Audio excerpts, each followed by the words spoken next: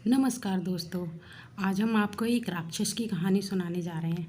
ऐसी ही नई नई रोचक कहानियाँ सुनने के लिए हमारे चैनल को सब्सक्राइब करें। बहुत पुरानी बात है।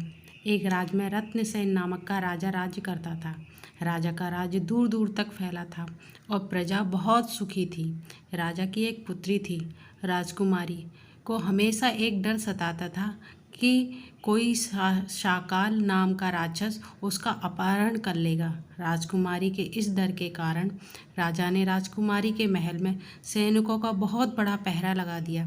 एक दिन की बात है, एक राक्षस छुपता छुपाता राजकुमारी के कक्ष में पहुंच गया और एक कोने में दुबक कर बैठकर राजकुमारी की बात सुनने लगा।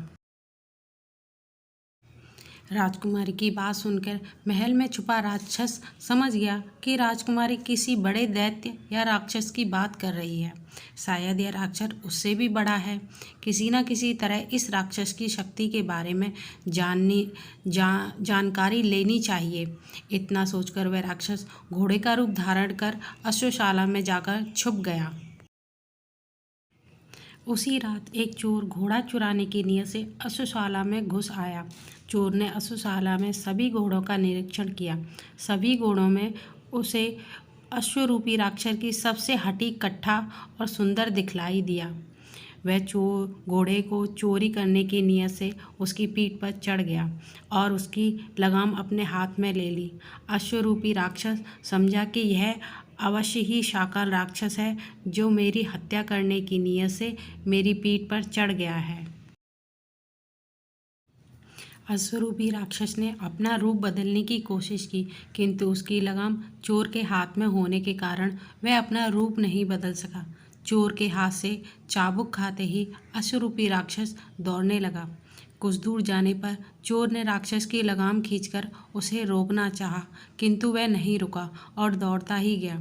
चोर को शंका हुई कि है घोड़ा नहीं, अवश्य कोई राक्षस है जो मुझे मारने के लिए आगे ले जा रहा है। यह आगे जाकर अवश्य मुझे गिरा देगा और मारकर खा जाएगा।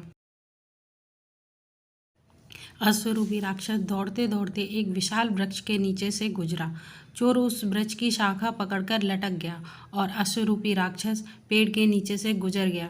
जिस वृक्ष की शाखा पर चोर था, उसके ऊपर की शाखा पर एक बंदर बैठा हुआ था। बंदर अश्वरूपी राक्षस का मित्र था।